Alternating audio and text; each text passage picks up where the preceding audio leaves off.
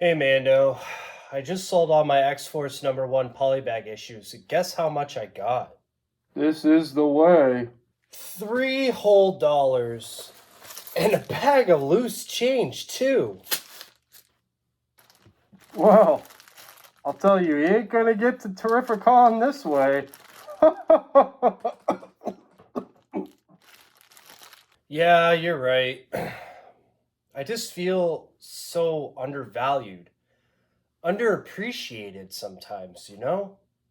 You're talking to a Mandalorian sitting in your basement at your computer. Yeah, real funny, Mando. Come on, man, cheer me up. That ain't my job, pal. I'm a bounty hunter. Your job should be to ask your viewers what they think. Sure, Mando. So let's pick 4 things with a runner-up that are undervalued in the hobby of collecting comics. So if you like this kind of content, make sure you hit subscribe. Smash that like button. Leave a comment down below what you thought of the video and the channel. And as always, follow on Instagram. We post all the books that we share here on that page. You can follow us at up.northcomics. This community tag challenge is brought to you by Ricky from All Sorts of Words. He passed on the torch to me, and I will be talking about 4 of my most undervalued and underappreciated books in my collection. I'm pretty sure other members in the community, like Lettuce Comics, did a really great video, as well as some other guys. I will be passing off this video to the next person in line. And this is all speculation, right? This is just my personal opinion, which makes for great content and discussion. Without further ado, let's get into these books. If you would like to leave a comment down below and let me know what you thought of my picks. So let's get right into my honorable mention. So up first is my honorable mention, and I just wanted to thank Ricky for allowing me to do this video. It is a fun little challenge, and I was actually thinking about doing this challenge while I was in the shower. I don't know if anybody here has ever picked a moment or a place where they like to think, not that I'm thinking of Ricky in the shower, just a place where I like to think and go over my ideas. So this book is going to be my honorable mention, and that is She-Hulk #1. She-Hulk #1 is my honorable mention because I love the cover.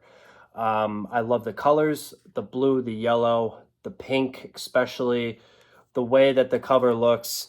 I just think it's undervalued and underappreciated. Everybody wants to go after the first issue right here, but I really like this as a starter piece to the run. I really like it, and I also like the little blurb down here. I'm gonna come to your house and rip up all your X-Men. That would be pretty brutal for my collection. So this is my honorable mention. Let me know what you guys think of this book. I really love it, and I'm happy to have it in my collection. So for my first pick and my number 4 on this list is gonna be not a book, and something that I feel like is very undervalued and underappreciated, and that is reading.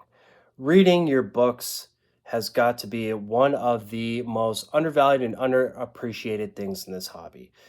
I come from an extensive background in toy collecting, and to me, buying slabs is just like buying vintage toys to look at. This right here sits on a shelf. I'm not actually going to play with this toy, and you know, it's just to look at, right? So when I look behind me and I look at my slabs, they look great, but I can't actually open up the physical book and be able to flip through the pages. So reading the actual story in a comic book has got to be one of the most undervalued and underappreciated things to me in this hobby.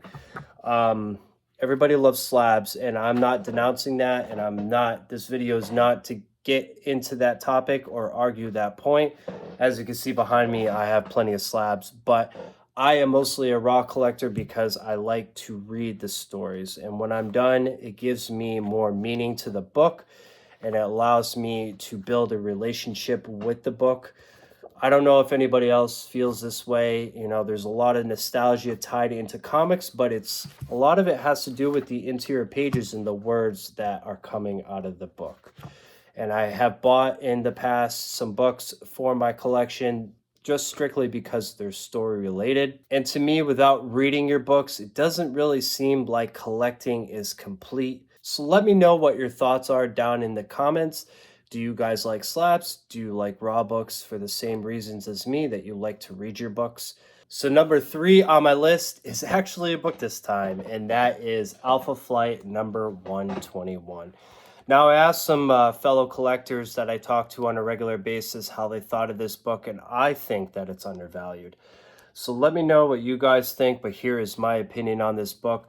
I love the cover. I love Alpha Flight. I think Alpha Flight is awesome and dope, and they're so cool. And this book just loses a little bit of its value because of the Vindicator being in X-Men number 109 as his first appearance, but I really, really love this book, and I feel like a lot of people do as well. So, X-Men number 120 is a little bit higher than this book value-wise, but I feel like this copy is, the cover is just a little bit better. It's got a great story. They both have really great stories, but why to me that X-Men number 120 is a little bit higher than this book, I don't know. It doesn't make sense to me. I feel like they should both be on par with each other. And this isn't a cheap issue either. I mean, it is pretty pricey for what it is. But take a look at that cover, guys. It is super sick. You got Cyclops shooting Vindicator right here. And I've actually talked to somebody that thought that this was a tree, which I think is hilarious because it kind of does look like that. And then you got Storm. You got Cyclops down here.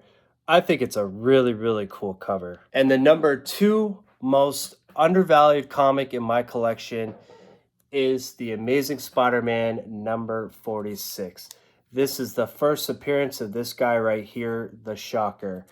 Now, I'm going to put up some comps right here of a lower grade copy of this book can be had for about $100, let's say. A good deal would be 80, right? For a low grade, which this one is very low grade, first appearance of the Shocker.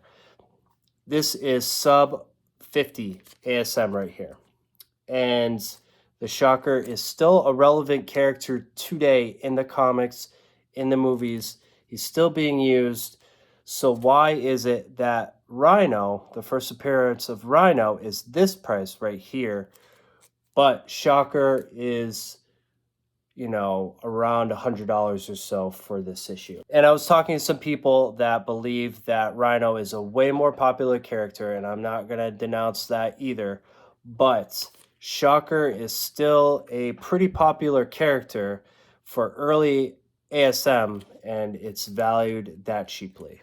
Kind of blows my mind a little bit, and that is my argument for this book. I really love the cover of this book, and I really like his costume, even though somebody told me it's pretty lame. I think it's awesome.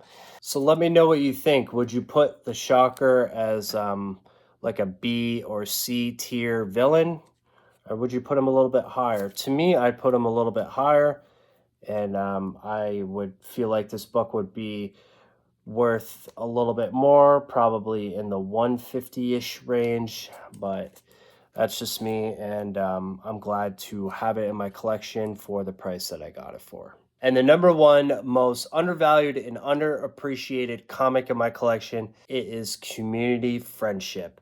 Without you guys, without the members of the community that I talk to on a regular basis, I would have not built this collection that you see here today. I would have not picked up my big grail of the year if it wasn't for the community. The community has driven me so much to collect comics. I probably would have given up months ago. We're going on this big trip in August to Terrificon, and I am more excited about meeting the personal connections that I've made with people in the community way more than buying comic books. I feel like that's something that's priceless and that you can't put a dollar amount on. Just the connections that we've had. We talk, almost every single day. about things other than comics, and you really get to know these people and find out that they are truly remarkable people and can have a really big influence in your life. So I feel like friendship is the number one most undervalued thing in this hobby. You can't do it solo, and it's either you find groups or you find people that share the similarities with you and can grow with you. And just today, my good buddy Dan's X-Men Comics had picked up a big book, and we're all happy for him. And it's things like that that drives us to continue collecting and continue hunting our grails. So thank you guys so much. It really means a lot. And thank you for allowing me to stick around and share my memories with you guys as well. So that's going to do it for the video, guys. Thank you so much for watching. I really appreciate it.